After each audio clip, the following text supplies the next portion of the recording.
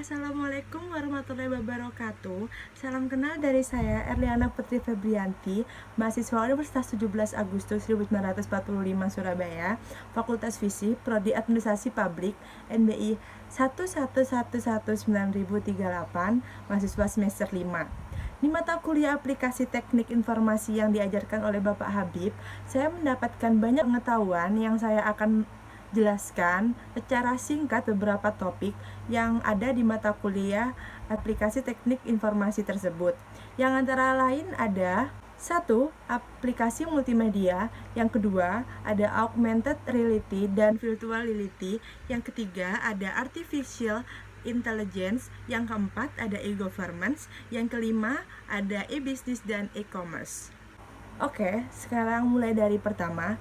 Hal yang akan saya bahas pertama adalah aplikasi multimedia, yang singkatnya dijabarkan sebagai aplikasi yang dirancang serta dibangun dengan menggabungkan beberapa elemen seperti dokumen, suara, gambar, video, bahkan animasi.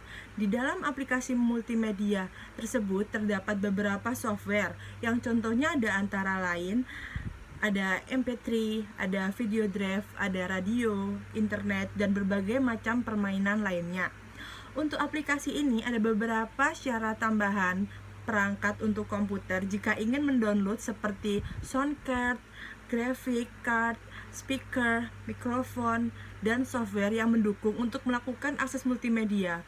Ada beberapa contoh aplikasi multimedia yang antara lain ada Flash CS3 yang merupakan suatu aplikasi berbayar yang dapat digunakan untuk menciptakan suatu animasi yang dilengkapi bahasa pemrograman yang dikenal dengan nama Action Strip yang muncul pertama kali pada Flash 5. Lalu yang kedua ada CorelDRAW yang merupakan software grafis pengolahan gambar berbasis vektor. CorelDRAW bisa digunakan oleh para desainer untuk membuat berbagai macam desain seperti kaos, undangan, poster, majalah, dan ilustrasi.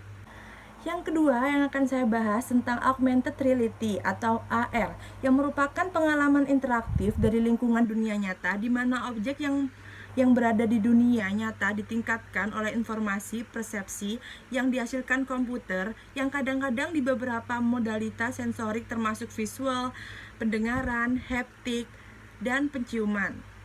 Nilai utama augmented reality adalah cara di mana komponen dunia digital menyatu dengan komponen persepsi seorang tentang dunia nyata, bukan sebagai tampilan data sederhana, tetapi melalui integrasi sensasi mendalam yang dianggap sebagai bagian alami dari suatu lingkungan.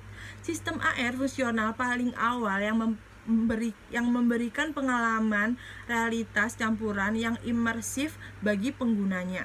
Selanjutnya saya akan menjelaskan tentang kelebihan dari augmented reality adalah tampilan visual yang menarik karena dapat menampilkan objek 3D beserta animasinya yang seakan-akan ada pada lingkungan nyata yang disandingkan dengan informasi tentang objek 3D yang berupa suara yang diharapkan dapat digunakan sebagai alternatif media pembelajaran untuk mengenal sistem perencanaan pada manusia yang mampu membuat penggunaan tertarik mempelajarinya. Selanjutnya ada virtual reality yang merupakan sebuah teknologi yang membuat pengguna atau user dapat berinteraksi dengan lingkungan yang ada dalam dunia maya yang disimulasikan oleh komputer, sehingga pengguna merasa berada di dalam lingkungan tersebut. Di dalam bahasa Indonesia, virtual reality dikenal dengan istilah realitas maya.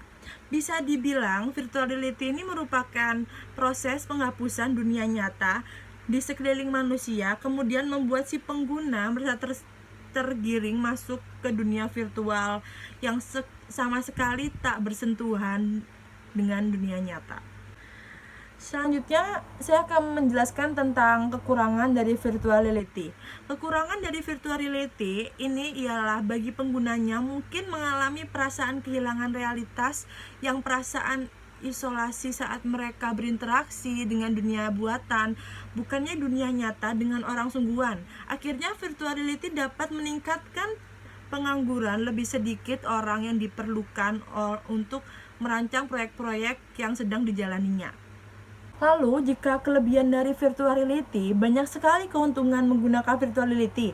Pekerjaan yang dari susah dapat dijadikan mudah dengan menggunakan berbagai macam aspek dari komputer, misalnya seperti merancang sesuatu bangunan seperti gedung, hotel, dan bisa berupa desain saja. Yang ketiga yang akan saya bahas adalah Artificial Intelligence, yang merupakan program komputer yang dirancang mengikuti tindakan dan pola pikir manusia.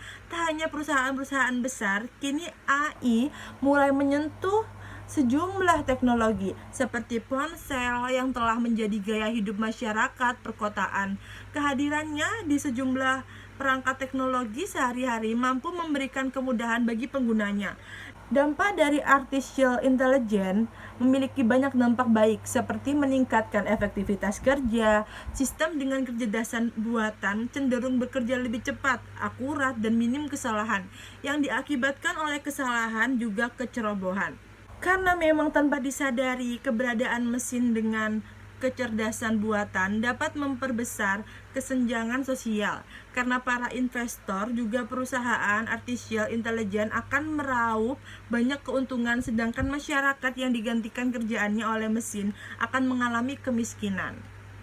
Selanjutnya, yang keempat, saya akan membahas tentang e-government, yang merupakan pengguna teknologi informasi oleh pemerintah untuk memberikan informasi pelayanan bagi warganya, mulai dari urusan bisnis serta hal-hal lain yang berkenan dengan pemerintah. Aplikasi e-government menjadi sebuah keharusan di era modern seperti sekarang.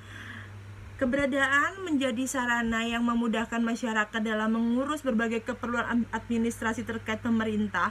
Alih-alih datang ke kantor pemerintah, masyarakat cukup membuka aplikasi melalui smartphone miliknya. Jadi e-government ini keuntungannya adalah lebih singkat dan lebih tidak membuat masyarakat merasa kesusahan dengan adanya pengurusan atau kewajibannya sebagai warga negara Indonesia. Karena e-government ini menjadi pengembangan terhadap semua aspek yang dibangun oleh pemerintah. Jadi pemerintah bisa lebih modern karena adanya e-government. E-government mempunyai 3 model penyampaian, antara lain ada e-government to citizen atau government to customer. Yang kedua ada government to business, yang ketiga ada government to governments.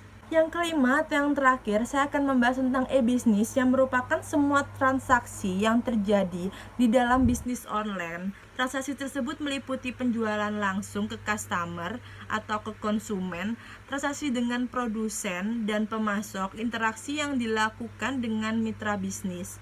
Dengan kata lain, e-bisnis merupakan aktivitas dalam menjalin relasi dengan konsumen dan pertukaran data dalam satu perusahaan dengan memanfaatkan jaringan internet.